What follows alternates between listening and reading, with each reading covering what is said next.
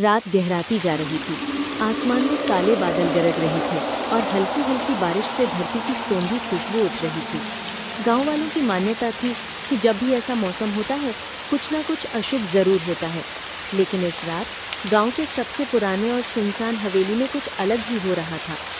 रवि और प्रिया, नई नवेली जोड़ी, आज अपनी शादी की पहली रात मनाने वाले थे।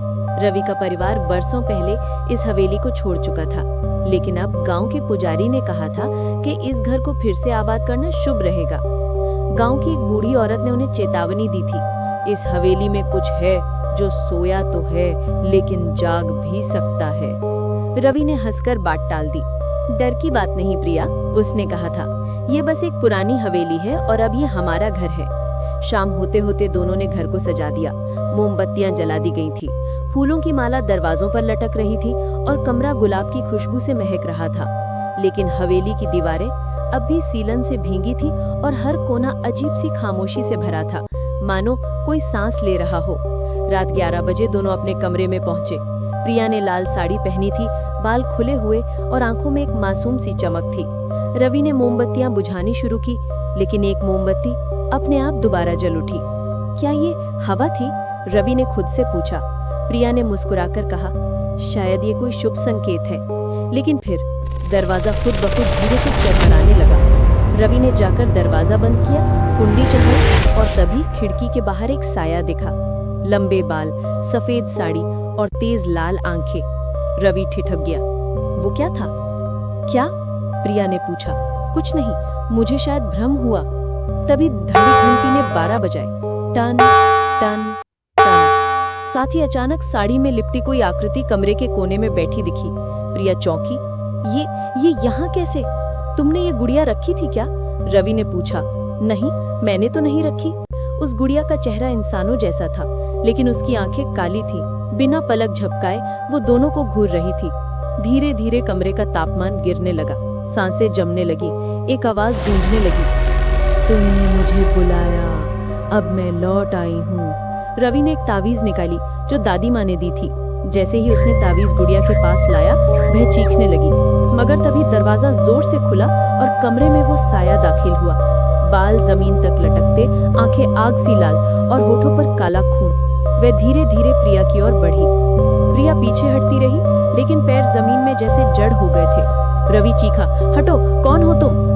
वो डायन फुसफुसाई, ये घर मेरा है, मेरी रातें, मेरी दीवारें और अब मेरी दुल्हन भी। रवि ने तुरंत प्रिया को खींचकर पीछे किया। दोनों दौड़ते हुए कमरे से बाहर निकले, लेकिन हवेली की हर दीवार बदल चुकी थी। अब वो उसी जगह वापस पहुंचते जहां से भागे थे। एक भूल भुलैया बन चुकी थी हवेली। डायन हर कमरे में दिखाई देती, कभी आईने में, कभी दीवार में, कभी छत पर उल्टा लटकती।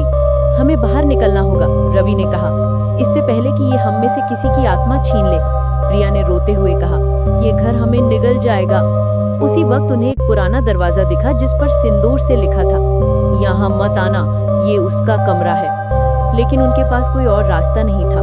उन्होंने दरवाजा खोला और वहाँ एक बूढ़ा तांत्रिक बैठा था, अधमरी हालत में। तुम आ गए, उसने कमजोर आवाज में कहा।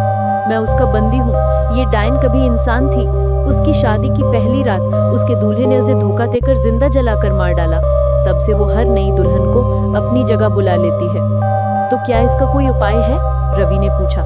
हाँ, मगर एक बलिदान चाहिए।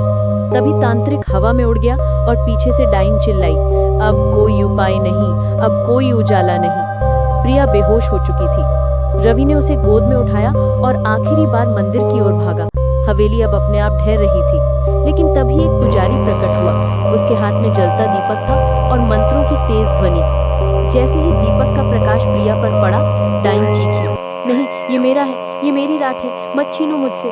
पुजारी ने मंत्र तेज किए, ओम क्लीम चामुंडाए विच्चे। पूरे आकाश में बिजली चमकी, हवेली जलने लगी और डायन चिल्लाती हुई उसी जगह समा गई जहां उसकी लाश कभी दफनाई गई थी। सुबह हुई। रवि और प्रिया एक मंदिर के पास बेहोश पड़े मिले। गांव वालों ने उन्हें होश में लाया। जब दोनों ने आंखें खोली, सामने वही पुजारी था, लेकिन वो मुस्कुराया और बोला, अब डरने की बात नहीं, वो अब नहीं लौटेगी। रवि ने पूछा, आप कौन हैं?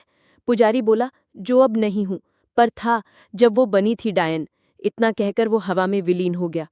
आज भी लोग कहते हैं, जब भी नई शादी होती है और कोई हवेली की ओर जाता है, वहाँ एक औरत की सिसकी सुनाई देती है, मेरी पहली रात अधूरी रह गई थी, अब किसी की भी पूरी नहीं होगी। समाप्त। राजमहल का खून से सना सिंहासन और पिशाच रानी। गंभीर रहस्यमयी आवाज में। हर सिंहासन की एक कहानी होती है। कुछ सिंहासन सोने से बने होते हैं और कुछ खून से। तूफान में डोलता हुआ प्राचीन राजमहल, शाही झूमर हिल रहा है और उसके नीचे फर्श पर फैला ताज़ा खून। एक रानी, जैसे कभी सौंदर्य की देवी कहा गया, लेकिन जब उसे प्रेम में धोखा मिला तो वो अमर हो गई, पिशाच बनकर। राजकुमारी जैसे कपड़ों में एक महिला शीशे के सामने, लेकिन उसका प्रतिबिंब नजर नहीं आता। फिर वो मुड़ती है, लाल आंखें, लंबे नुकीले दांत। हर रात वो जागती है, नई आत्मा की तलाश में, और हर बार उसका शिकार वही बनता है जो सिंहासन को छूता है। रक्त से लथपथ दीवारें और एक गूंजता हुआ सवाल, क्या इस सिंहासन को कोई फिर से जिंदा कर सकता है? एक विद्रोही राजकुमार तलवार लिए महल में प्रवेश करता है और पीछे पीछे आती हैं सैकड़ों खून से सनी रानियों की आत्माएं।